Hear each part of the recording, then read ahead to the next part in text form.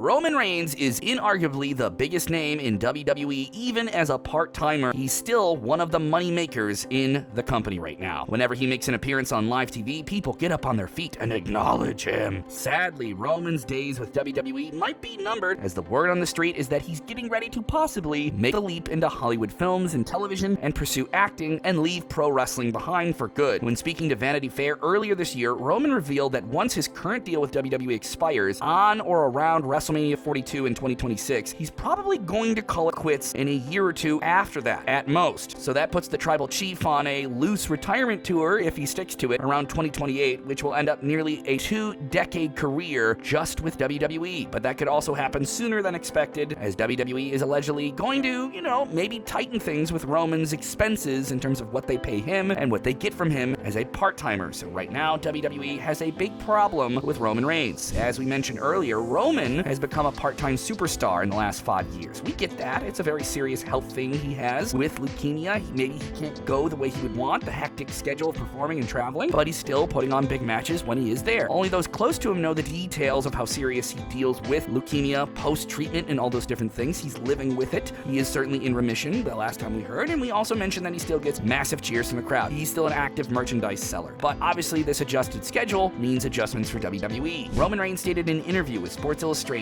some time ago that his top priority when he signed his new contract with the company in 2022 was to prioritize expanding his family time over WWE time. Additionally, Vince McMahon, still the man in charge at the time, and other WWE officials were very receptive to his demands and certainly have been accommodating. His contract was arranged by WWE, and his character was kind of built around that schedule. Honestly, if any other superstar is worth it, like Roman Reigns has got to be worth all of that, willing accommodation and rewriting the show around when he can and can't be there. However, TKO, the new parent company of WWE, since that deal was signed, may be thinking that cost-cutting is the way to go, or a different schedule with a different arrangement. The report comes that the former wrestler and Spanish commentator of WWE, Hugo Savinovich, who with his Last Word podcast claimed that WWE is rethinking how to handle Roman Reigns' contract coming up. While Reigns' base salary is reportedly $5 million, his total compensation with royalties from merchandise, video games, appearances, endorsements, and other deals reaches an approximate rate of around $15 million annually. TKO, the parent company of WWE, reportedly views that contract as maybe a little bit too lucrative and expensive for their side of the business and his limited appearances. However, reportedly, they don't plan on releasing him from his contract right now, and they still want to keep him for the foreseeable future. So slow down, everyone. They're still loyal to your tribal chief. But hey, plans change at any moment in WWE, right? If WWE decides to release Reigns before his contract, which we will speculate easily, we don't see happening, even before finding a suitable replacement that could figure into his role, a significant vacuum within WWE's star power since John Cena is leaving is also going to be felt. Not to mention that there is no Seth Rollins on Raw owing to his recent injury, though he could be back sooner than we think. There's no timeline to when the visionary Seth Rollins could return, so the only top babyfaces with real drawing power that you can look at that are at that tippy-top level are CM Punk and Cody Rhodes. Among them, Punk can also be considered a part-timer to a degree. Fortunately, fans don't look at him the same way they do Roman, and he's seen as a different character who's certainly much more active and much more on TV, though he may not have a match every single week. But,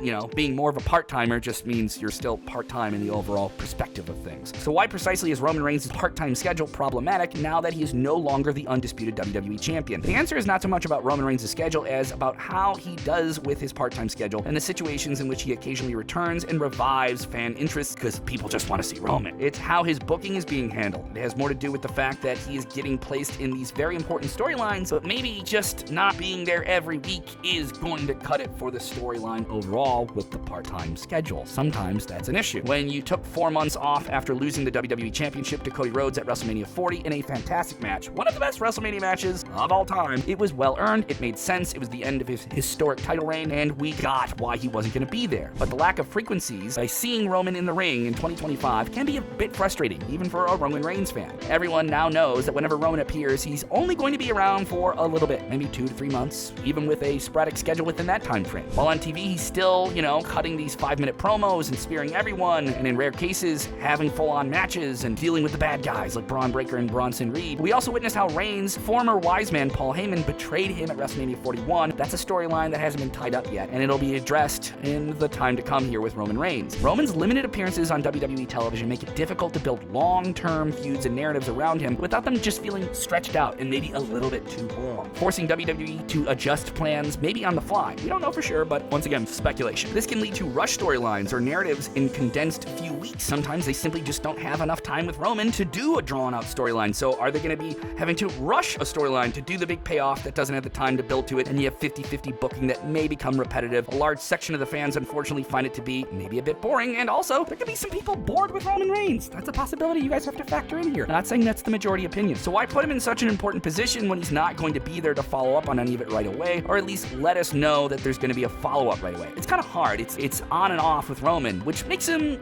alluring and different, like The Undertaker, I guess, in a modern day sense. We understand it's not Roman's fault. He has the deal. It's a good deal. If you can get that deal, take it. Another key aspect of Roman Reigns at this point is playing into the cunning, entertaining villain he was before as the tribal chief from the bloodline. That was the height of his character, maybe within WWE, and his challengers pursued him to major live events like WrestleMania, and his bloodline goons were there to keep everything going. That approach worked, and it worked for his schedule and him not being there all the time. But for a genuine babyface who's supposed to defeat the villains and chase them into the big showdown, Roman Reigns is still often showing some arrogance. He doesn't have vulnerability. How are we supposed to get behind him? As his tribal chief and head of the table, does he have to have some humanity that makes him less of a god and more of a fighting guy we can get behind? Maybe some fans, not saying all of them, are right online when they say the old OTC1 approach of making the tweener is a mix of two archetypes, kind of an anti-hero that maybe is anti to some basic wrestling psychology. We get it. It's a little bit of a critique. We know the tweezers are out there. Also, WWE has to be in a sense of transition with their top-level talents. Cody Rhodes is putting in the work to be a workhorse babyface champion. You can't be a workhorse if you're not there all the time. But still, there's an appeal in a Roman Reigns, or even in this case, a John Cena, who are near wrapping it up. For Cena, it's going to be this year. For Roman Reigns, it's going to be in the next few years. And maybe it's just frustrating when you have to rely on these talents who are heading out the door to be your top draw. When you look at it collectively, Roman Reigns' days of being a main attraction at WrestleMania should be over. Barring one big final incredible matchup against someone like Cody Rhodes or Seth Rollins at this point, it's probably time for everyone to accept that. Treating Roman Reigns that way keeps him cool, makes him a special attraction, keeps him special. With that said, WWE will most likely move to remove him from major storylines and make the storylines he's in,